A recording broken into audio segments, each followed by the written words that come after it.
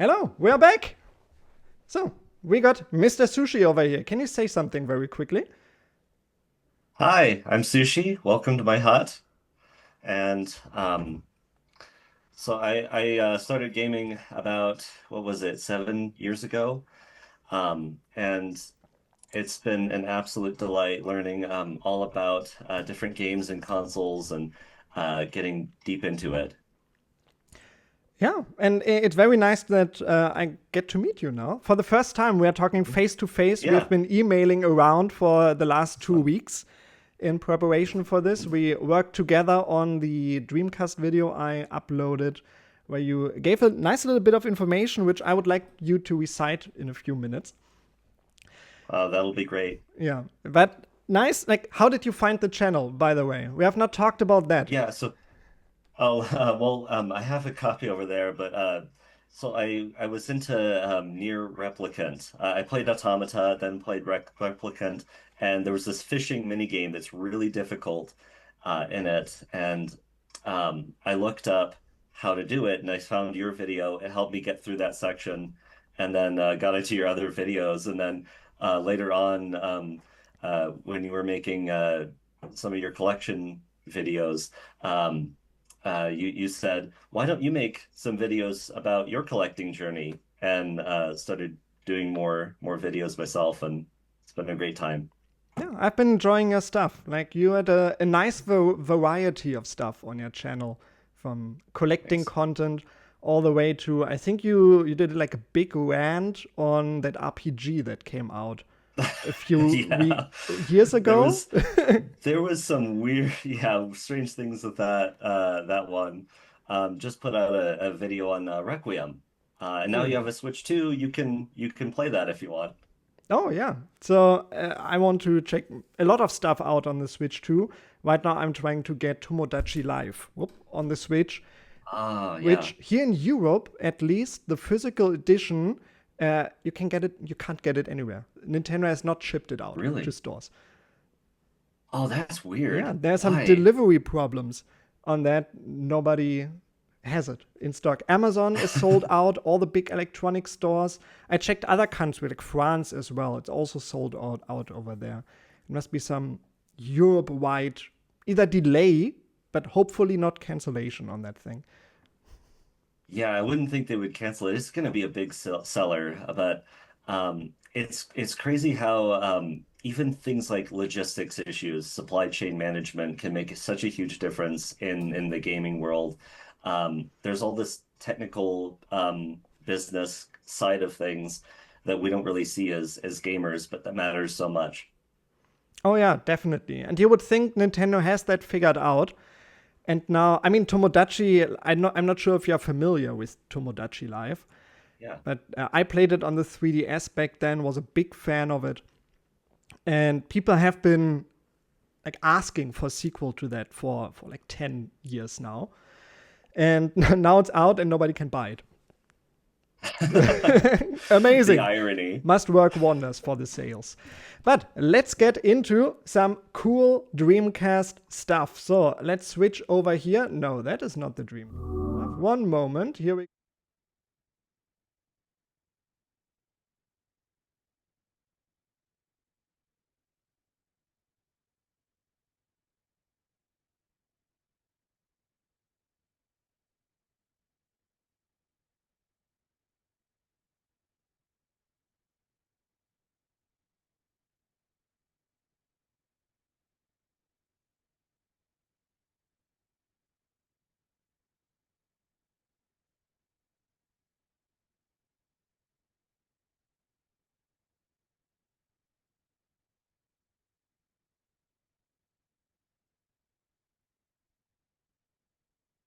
Oh, absolutely.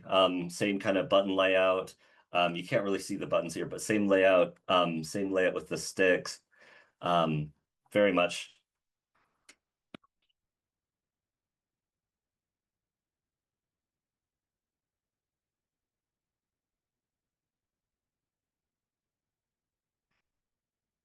Yeah, so it uses most controllers, they use analog joysticks, where they use these resistive pads that wear down over time through friction.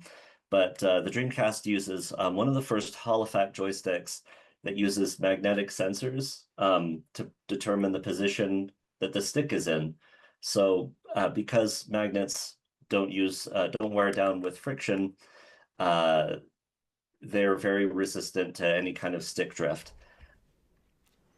Okay, amazing. People have just heard your explanation. Apparently, my audio has been out of order for the last 2 or 3 minutes. Oh no. So Oh no. thank you for entertaining the show for me for a little bit. Hopefully, people should be able to hear me again over here. Maybe someone in the comments can confirm that for us.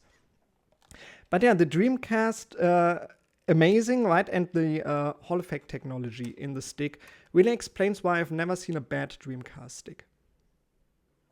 Yeah, it makes a huge difference, especially if you're going to keep a controller around for 20 plus years. Yeah, I've heard someone mentioning in my comments that apparently the PlayStation 3 has Hall effect sticks as well, but only the very Really? early models. Interesting. I have a later model PS3 controller here, Yeah, me too. so I guess mine doesn't Yeah, I have got the the fancy super Hall slim effect. model back then. Yeah. And yeah, apparently, like the early ones that are the 6-axis controllers, probably, that didn't have the rumble in it. Apparently, some very early PlayStation 3 controllers also had Hall effect sticks. But yeah, these are the only two that I know of that had official sticks in there. Yeah, a lot of people ragged on Nintendo, the Switch 2 for not having them. And for good reason. They're pretty cheap to just put in there. Yeah, I mean, one of the things I always thought that, or I've heard at least, that for the Switch 2, the magnets would interfere with the magnets in the Switch 2, right? Because they're all magnetic Yeah. now. But Yeah, I'm, that's the theory. I'd be curious. There are people who started putting them in, and they're working fine so far. But maybe the magnetic force will degrade them over time. We'll have to see. yeah, I'm not sure. But from what I've heard, you can replace the Switch ones at least with Hall effect sticks. Have you tried that? Yeah. Yeah. I actually bought some from Etsy. It was just $10 more than regular ones. A nice white pair. Because I even bought, like you did, a Switch OLED, just to for collecting purposes. So I have two Switch ones and had needed to have some extra Joy-Cons to make sure that I could enjoy it for decades to Yeah. come.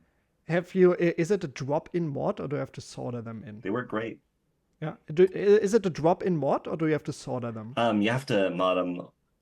Okay. Yeah. So maybe I'll try that in I'm the not sure. future. Actually, my original day one Switch joysticks on the original controllers just started drifting all over the place. I contacted Nintendo, I sent them in, and I should get them Uh, back for free. Even after all these years, they got sued for well, that. that's They have good. to do it. So Yeah, pulling, it's important to keep. yeah, Yeah. I mean, yeah, pulling stuff out. I think this is the first peripheral that we need to talk about. So, I mean, you did not have a Dreamcast back in the day, right? No, No. I got into gaming too recently for that. Yeah. Are you familiar with these things, the VMUs? Yes, they have the little mini games and things on them, and Yeah. they can. I remember one Resident Evil game. It displays your health and things. Oh yeah, definitely. And a lot of people say, oh, they really like that they have the health on the Resident Evil and so on. I never use the screen. When I play my games, I never use the screen. Because when you play in the dark, you can't see it. It's Hmm. impossible to see. And here, let me open up the visual memory unit right here on the screen so people can look at it. Originally, they came out in this gray. Like they were completely gray, like the consoles. These, ironically, are some of the more rare VMUs right now.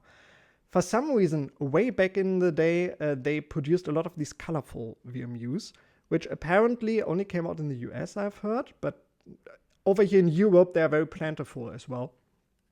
And they were the units that got sold off after Sega basically folded. And I don't even think they went bankrupt, but they simply sold off all of their stock when they stopped producing consoles. And back in the day, you could get these for like €2, brand new in the packaging. I bought a couple of these back in the day. Good times. Oh man, I we need to see Xbox go out of business so we can get those deals. Oh, I'm kidding. I'm kidding. I don't, maybe not out of business, but I can definitely see them dropping consoles in the near future and Yeah. not wanting to bother with it. Yeah, it's not really a big money maker, it turns out. There was actually the VMU 2, which came out last year. Fans made a VMU that is not only rechargeable, but I think it also even has a backlight, and you can do the save file management on it a lot easier. And what's very cool with these, they actually connect. Let me get another VMU. Give me a second.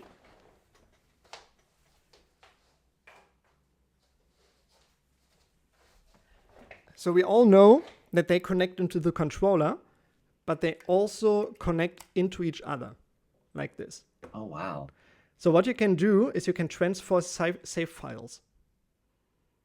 So you have backups. Basically, or if your friend wants your save file, you bring your VMU with you. And when I remember correctly, I've never done it, I think myself, I had no need for it. You can just, like Pokemon, you can trade save files on the... Oh wow, that's neat. That's pretty cool. So you can see each other's child gardens. Oh, yeah. For example, I'm not sure if you can trade chows on this one. Possibly. So another cool thing, an absolute must-have on the Dreamcast is the Rumble. Oh yeah. Yeah. Do you know what the first console with Rumble was back in the day? Oh, I don't know, but it's got to be something from the 2D era. Not that I know of, at least. I think the Really? first one, Is at it least the the first mainstream N64? one, is the Nintendo 64. Oh, interesting. Yeah, that Yeah, I remember it came. had the big Rumble Pack sticking out of it. Oh, yeah. And the thing is, Sega made a big deal out of these not needing batteries. The Nintendo 64 one needed AA batteries in there to work. Dreamcast one did not. That's pretty nice. Big cost saving. Yeah. We have the, let's see, there are a lot course, of cool things here. Not the RF. I want to. The VMU, it needed battery replacements all the time though, right? Oh, yeah, definitely. Man, the VMU, it was not a cheap thing to have. They work as memory cards, no problem. But when you want to use the device itself, there are two like button cell batteries in here. And I'm not kidding, they last a week. That's horrible. And every time you turn on the system, you get that very annoying beep. So every time you hear that iconic Dreamcast beep, it's because the batteries are running low.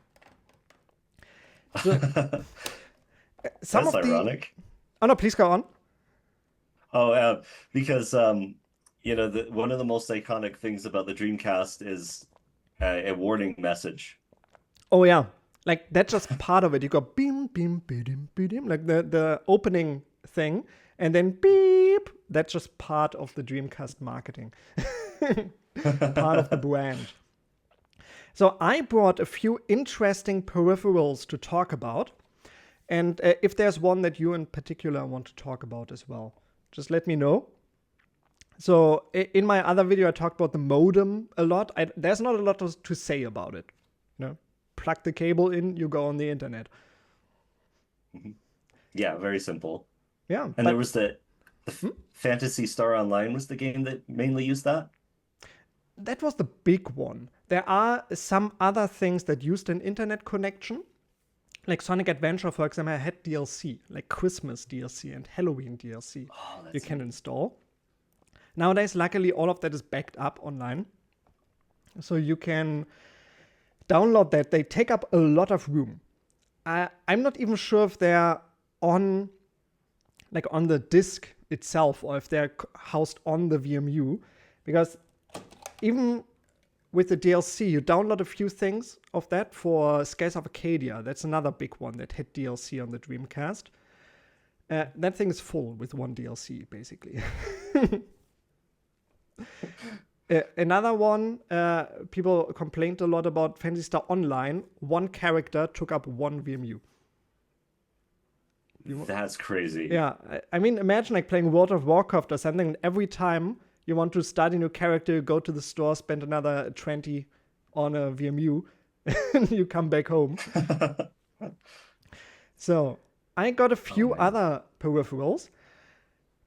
Back in the day, are you familiar with the term Internet Appliance? I am not. No. So back then, not everyone was able to afford a computer, right?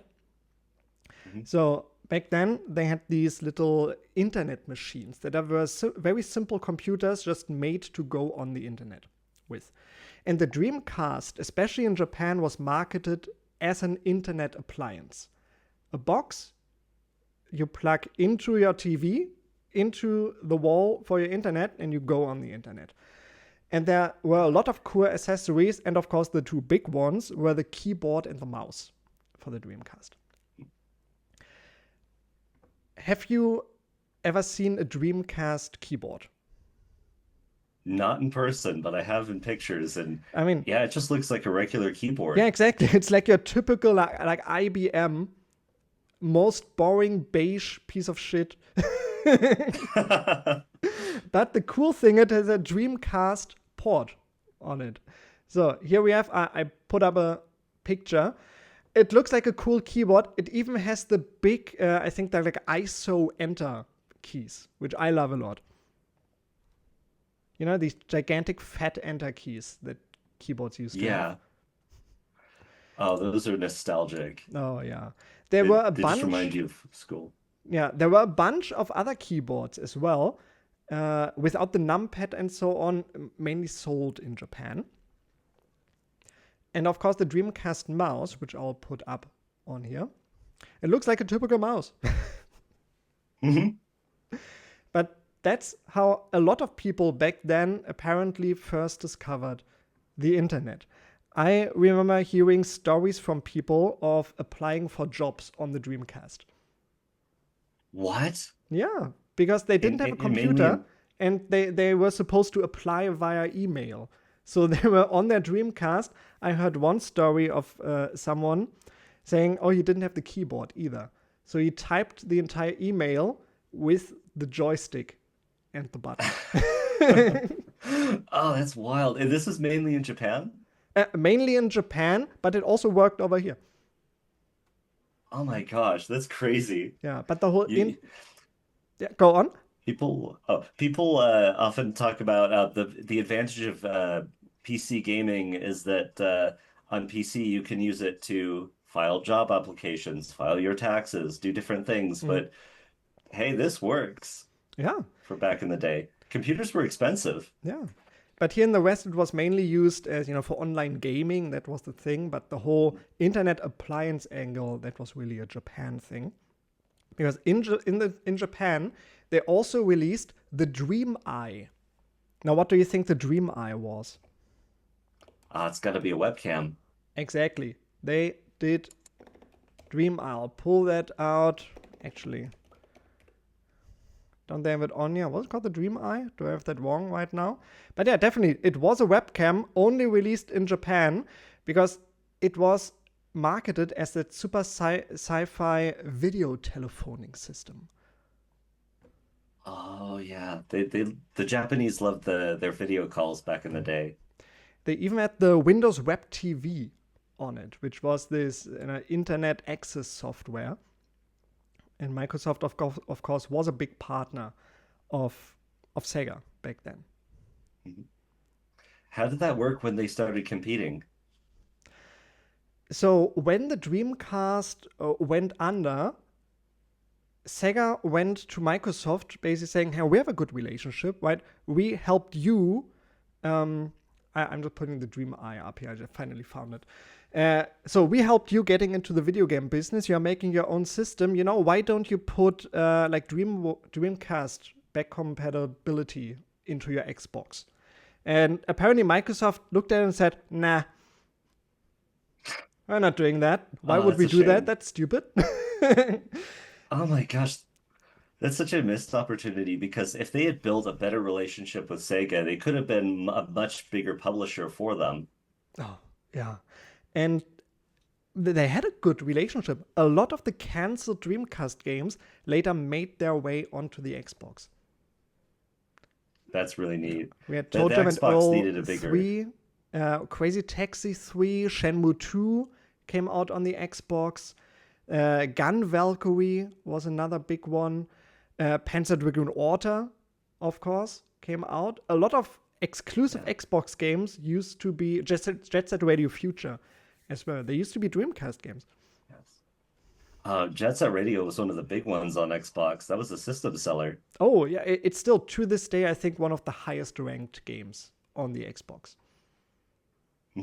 It's a great one. Yeah. I've never played it, actually. I'm not sure if it's backwards compatible with the 360, and I don't have an original Xbox. I don't know. I'm curious if it's backwards compatible with my Series X. Should try that out sometime. Could possibly be. I'm not so sure about that. I left the Xbox ecosystem after the 360. They just screwed up with the Xbox One, and I never went back. They did. So another cool thing released in Japan was the Dream Phone. So let me put this up. Now, the Dream Phone was not the video telephoning one, but it was actually a telephone that you would plug into your Dreamcast. Now, when you think back to the year like 2000, why would you plug a phone into your Dreamcast? Because the year 2000. Yeah. I get it. Because a lot of people, well, some people were still using dial-up, and so their phones would be occupied. Is that it? Yes, exactly. So, mom would be all angry with you for using the phone line to play Phantasy Star Online. So you could say, why don't we get the Dream Phone and we plug that into the Dreamcast, and then you can make your phone call while I'm still gaming online. Oh, very good one. I didn't think you would get that one.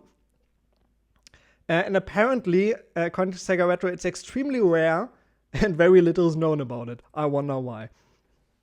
Yeah, it's kind of hard to convince your parents as a kid in the year 2000 to buy something like that. Yeah. But neat idea. Yeah, I think so too. And there's another one, because in order to go online with the Dreamcast, you needed the Dream Passport, which was basically the online browser for the Dreamcast. And there was the Dream Passport Urban Style. Oh, that sounds cool, right? What's that? Dream Passport Urban Style. It was part of the, maybe I can find it here. It was part of the Internet Starter Kit. Here it is. So the Internet Starter Kit is basically this home appliance thing. It came with a mouse, a keyboard, the Dream Passport Urban Style, and a couple of manuals for the Dreamcast. Now, this was advertised to housewives. Really? They're saying, you need to go on the internet. Here is one that we are specifically targeting to the urban housewife. And there were these manuals for it. Today. Yeah, there were these manuals for like how you can enjoy the internet while kids are playing around.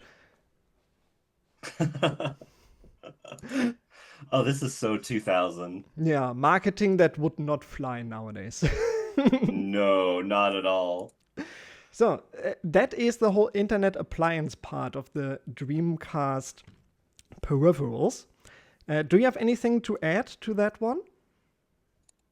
No. No. Okay, But I want to that's go into really different controllers then. excellent. Yeah. And one of my favorites that I hate, that I did not buy it back then is the fishing controller. You know, the fishing rod. Yeah. And you Yeah, get the what is it called? Like the thing you turn around. I'm not sure. the reel. Oh, the wheel. Yeah, exactly. And the coolest thing, that one actually, according to what I know, used very similar technology to the Wii control later on. It was actually motion controlled. Oh, interesting. So it had a little gyro in there. Yeah, exactly. And it's one of the controllers compatible with Soul Calibur. What? You know, the fighting You can game. play Soul Yeah, Calibur with you can control it with the fishing controller. take this. Yeah, exactly. And I think like the button presses are the gyro controls and so on. But it is, as far as I know, fully compatible with Soul Calibur. That's wild. Oh, I want to try that out. I need a Dreamcast now. Yeah. And I got really into fishing games last year, so I hate myself for not buying this. It's probably really expensive now. Yeah, back then I could have gotten it brand new with a copy of Sega Bass Fishing for 50 euros, brand new in the box. Not bad. And I didn't jump on it. It sucked. Nowadays, back then I just didn't have the money, you know? Spending 50 euros on something wasn't in the cards. Yeah, that's the problem with being a kid. Mm, You have all that time but no money. yeah. So the other one I want to talk about is the twin stick. Now the twin stick, let's see, can I pull it up here? It's the mini twin stick. No, that's not the one I want. So the twin stick Oh, yeah, was it has mainly, two joysticks. huh? Oh, it had, yeah, it's the thing with two joysticks. It's probably for fighting games, right? It didn't have two it's more for flight simulators. Oh, Yeah. I'm trying to pull this up. Like, where is it? Stick? Vision stick, arcade stick. Dreamcast twin stick. Here we have it. And that's the cool stuff. It has two analog sticks for it. The Dreamcast has support for two analog sticks. really? You know? So why didn't they just make a twin stick controller? I don't know. I'm not actually sure if it plugs into two controller ports, because that's what a lot of games did back in the day. You know, there were. Yeah. Couldn't you play GoldenEye on the N64 with two Nintendo 64 controllers and twin stick controls? I'm sure you could. Yes, you could. Yeah. So that's what a lot of games did. I'm not sure if the twin stick controller did that, or if the Dreamcast just natively supported twin sticks. Interesting question. Yeah. And I'm not going to figure out. This thing, I think, only came out in Japan because the games that are supported by it is mainly Virtual On, which is this arcade robot fighting game. And nothing in the West ever did anything with it, I think. So they didn't have a proper flight sim for the Dreamcast? I'm not sure if they had a flight sim, but maybe then it didn't support the stick. That could possibly Missed be. opportunity. No. By the way, Flight sims. people are seeing my mouse cursor moving all around. I forgot to deactivate it. So you always have this little mouse cursor on your nose. Sorry about that. So the next one, a lot of consoles back then had light guns, right? Mhm. Have you ever used one of these? I have. Not for the Dreamcast, but I've used some for other like arcade machines. Mm-hmm.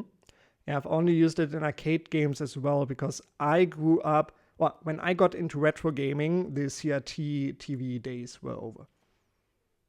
Yeah, and they relied on CRTs to work, They right? relied on that. The only console exception for that is the CDI, actually, which used a light bar, like a sensor bar on the TV, and the gun was basically a Wii remote. And Nintendo had to license that technology from Philips to make the Wiimote. Oh, interesting. So they it's funny how you could make a lot of money just supplying gaming technology to console makers. Oh, yeah. And that also means that the only retro console that still has a working remote on new TVs is the Philips CDI, Of all things. of all things. I have a CDI here, I don't have the gun for it. So, the Dreamcast gun was pretty special because it only got released in Japan and Europe, I think. Back in the year 2000 or 1999, there were a lot of problems. You remember the Columbine shooting in the USA? Yes. Yeah. I was from Colorado. That was Mhm. a big thing. Yeah. So Sega decided not to bring the light gun over on the Dreamcast. And not just that, when people imported the Japanese gun, the American copy of Virtual Cop explicitly banned the use of the Sega light gun. It has a line of code in there that checks if you have the official Sega light gun and deactivates that one. Other light guns Interesting. work. Other companies made light guns in the US, but Sega put this little line in there, official gun, deactivated. That's wild. They were trying to, I guess, make sure that the marketing didn't create any problems, Oh yeah. But for some reason they licensed it to companies like Mad Cats to make other ones. and people got around it anyway. What's the point then? Yeah. Not sure. But yeah, that's why this cool looking one never came out. We got other like this, the Dream Blazer. This is the light gun that a lot of people in the US had. Apparently, it was actually better than the Sega light gun. So, not a huge loss. Heck yeah, for third parties. Yeah. Even probably the only good thing Mad Cats ever made before they shifted over to other stuff like arcade sticks later on. Their accessories generally are pretty junky, especially the controllers, right? Mm, yeah. And are they bankrupt now? I'm not sure if Mad Cat is still around. They might be. I mean, there's a lot of competition now in the accessories market Mhm. for gaming. So another controller that I could have had for like 10 euros back in the day, and I didn't buy it, and I regret it to this day, is the microphone for the Dreamcast. Now, on the Dreamcast, the Dream microphone, it was very similar to the Rumble Pack. You plugged into your Dreamcast, and then a little microphone would stick out from it. And one of the games compatible with it is, of course, Seaman. Are you familiar with Seaman? I'm not. No? Seaman, you had this fish. And you could talk into the microphone and it would speak back to you. It was basically a virtual pet that you talk to, voiced by Leonard Nimoy, Spock himself. Yeah. Yeah, and it wasn't the first microphone for a console. For example, the Nintendo 64 one had Hey You Pikachu on there, which was a I virtual remember pet that Pikachu. one. Yeah, I had a friend with one of those. Yeah. And they came out with the whole like N64 Pikachu Mm. themed console. Oh yeah, that one with the light up switches that have the the Pikachu cheeks, right? When it lights up, Hmm. I think. I always wanted one of these. But on the Dreamcast, the microphone came out, and it was originally only compatible with a game called Planet Ring. Planet Ring is an online only Dreamcast game and basically like a virtual reality chat room, from what I know. And Planet Ring, because it was online only, when Sega shut down the servers, it was worthless. I told you a lot of companies, at least here in Europe, had a lot of new old stock of old Dreamcast games, and they had Planet Ring in this big box with the microphone for 10 euros. And I I hate can't myself imagine. for not buying that. Oh my gosh. But I wonder what it would be like, what it was like to play that game back then. Because we have VR chat today, and it's kind of a nightmare. But maybe people's behavior was better back then, and it was a neat experience. Having heard stories from Fantasy Star Online players, it was not better back then. They just did Oh, not have the oh filters no. in the game to do anything against it. Oh gosh. Yeah, but I didn't buy it because I thought, Seaman is too expensive for me. It also only came out in the US and Japan, so I would have to import a copy of an already expensive game because nobody bought it. Nowadays, with disk emulators on the Dreamcast, I now have an SSD in my Dreamcast to boot games from. I could use that €10 microphone to play Seaman, but because I didn't buy it, I'm all out of Seaman, which is not good. I could No, be that's not drowning in good. semen right now, but my stupidness back then. Your accent works perfectly with that joke. I hope so. I But sure hope so. So there were a couple man, of what an other interesting things. game. Hmm? A lot of people today are clamoring for those kinds of unique, interesting experiences on consoles Mm. instead of just the usual Call of Duty, Fortnite sort of games.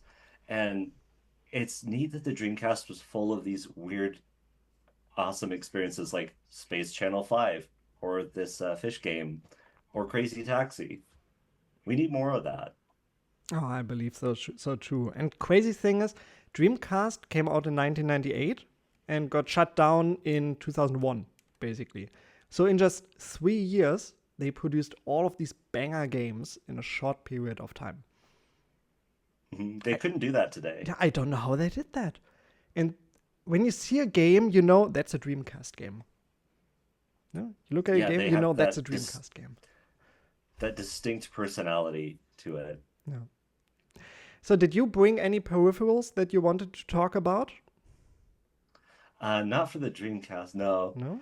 I do have something strange to share. So, you mentioned there was an iOS port of Crazy Taxi. Well, I just got working on an Android device through Steam, Sonic Adventure, and so you can just Oh, play it. how does it run? Um, so that runs through an app called Game Native, and because Android devices use ARM-based SoC, so ARM-based chips instead of what exists in PCs, there has to be this whole translation layer. And it's the same kind of chips that are in Macs as well. Um, but yeah, you can now run a lot of Steam games on your phone or on a Mac, And which is that is the crazy, PC including this. port, right? Yes, this is the PC port running, of all Okay. things, on an emulation handheld. Do you have it all modded up to make it playable, or is it the vanilla PC experience? No, it's just pure vanilla. I just downloaded it and ran it. No. I mean, it's not a good experience. No, it's much better to emulate it through Dreamcast or get an original Dreamcast. Yeah, definitely. Emulating the Dreamcast version is the way to go, or modding the PC version. Otherwise, it's next to unplayable with the 60 FPS, which broke almost all of the physics in the game. And it's even Yeah. worse than the GameCube version, which was already not good.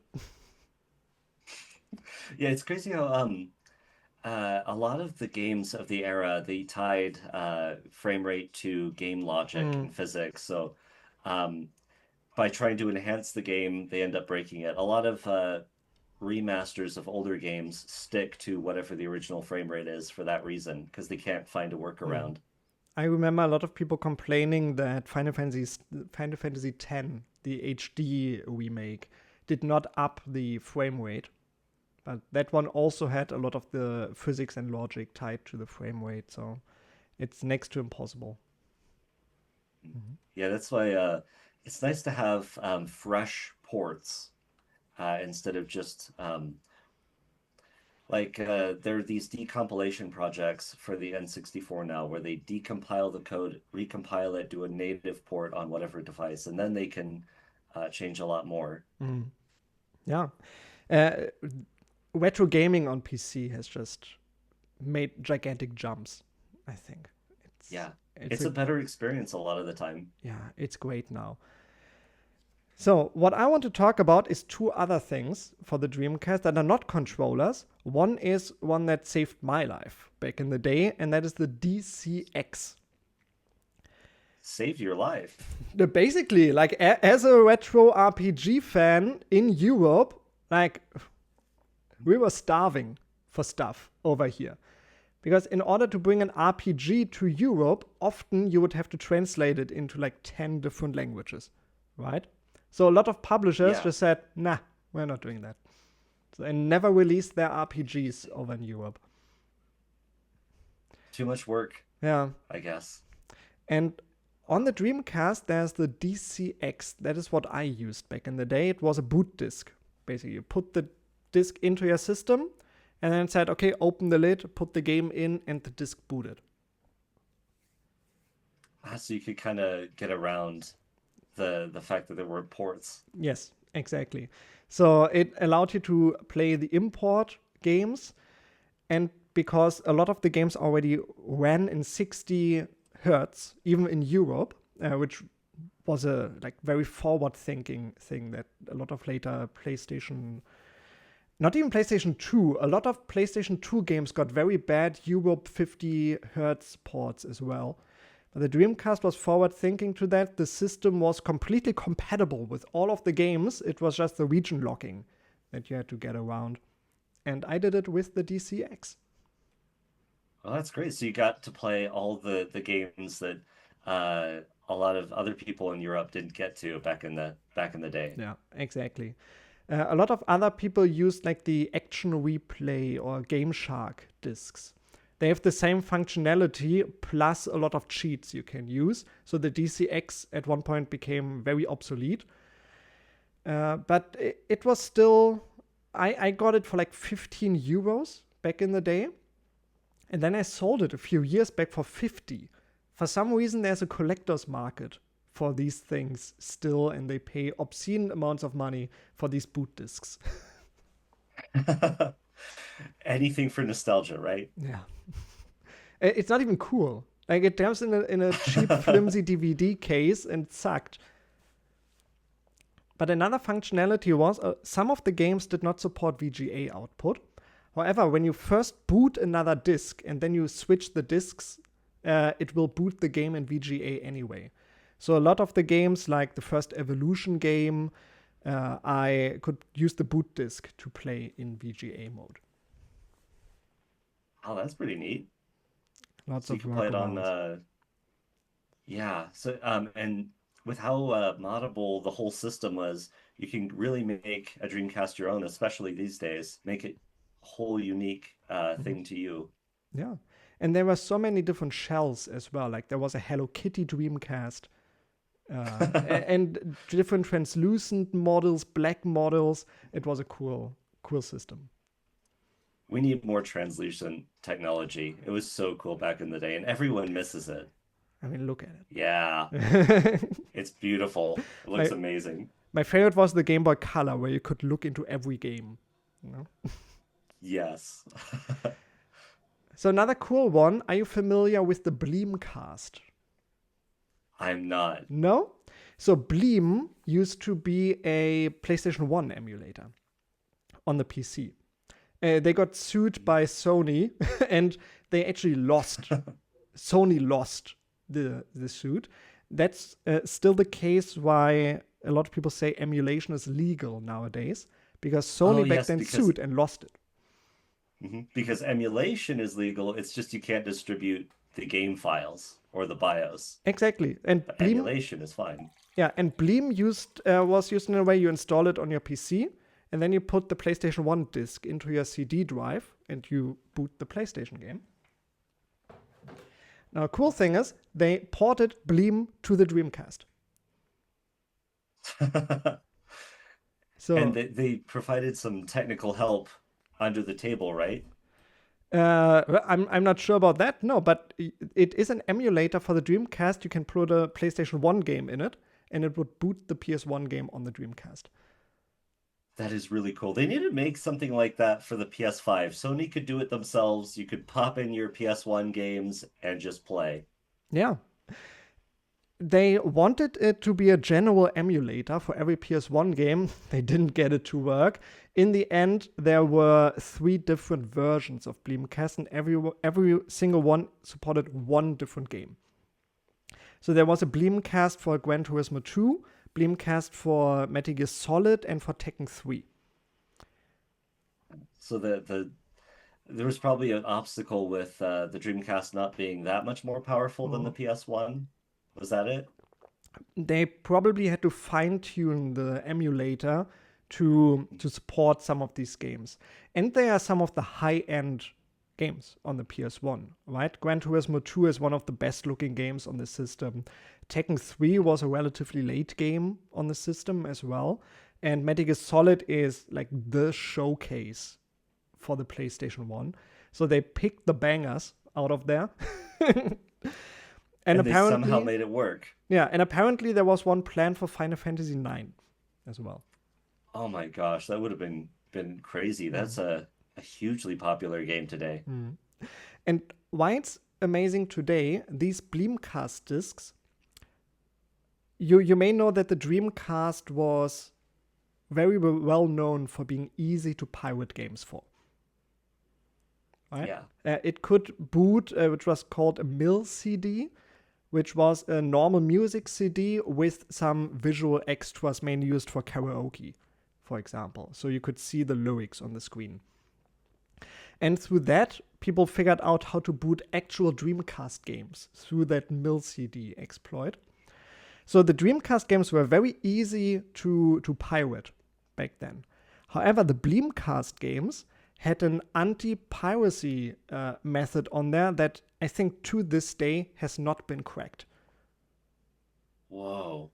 So these Dreamcast games, you cannot copy them. You need the original disc for this in order to boot your PlayStation 1 games from the Dreamcast. That's wild, especially the irony of, oh yeah, we'll pirate your game, but you can't pirate our pirated version. Yeah. Well, there was no piracy about it, right? You still had to own the original PlayStation game to play the games. Oh, that's true. Yeah. Yeah. But they were unlicensed by Sega, but I'm pretty sure Sega thought it's pretty cool to be able to play PlayStation 1 games on the Dreamcast. Oh yeah, I mean, people who work at gaming companies, they're very techy. My dad works in the games industry, and I met some of his colleagues, and they're all very geeky about the technology side of things. Yeah. Yeah, and from what I've heard, people that are making these like aftermarket fan games for the Dreamcast, these indie titles. Yeah. Some developer, I'm not sure what it was, contacted the Dreamcast guys in order to license their anti-piracy system. And there was a big uproar on it in the Dreamcast scene because a lot of the biggest fans of the Dreamcast no longer have a working Dreamcast to play discs with. Right? They all replaced it with other stuff. Put in the mode or the GDMU. So a lot of the people who would have bought the physical copy to be a fan and collect that stuff would not have been able to play the game then. Oh, that's the irony. Did they end up getting the anti-piracy Yeah, measures? I think so. I'm not sure what game it was, or if it was only a general talk of one publisher to license that technology. Yeah, but it's pretty insane that this unofficial Dreamcast game actually had the best anti-piracy on the system.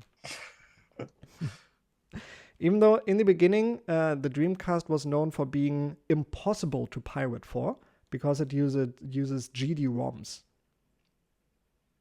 Right? It didn't use CD-ROMs. No, and it wasn't. Oh, go on. So it's kind of like the GameCube with the mini discs. It Oh, was yeah. a different proprietary disc. Exactly. I mean, in the end, I think there were still just mini DVDs, right? But with the Dreamcast, it was actually a disc standard only used for Sega. They made their own disc standard, That's crazy. which is insane. And then Yeah, it people makes figured more out sense how to with the- pirate anyway. Pirates will always find a way. Yeah. Pretty sad in the case of the Dreamcast, but hey, we are all here now just because it is the case. Otherwise, a lot of the fan games would not make their way on the Dreamcast nowadays. So I would end the Dreamcast peripheral discussion with that, and we will see each other again for a round of Sonic adventuring and hanging out in there. And Sushi, you're still hanging around for that, right? Yep. Amazing. All right, we are taking a little 5-minute break, and then we'll be right back.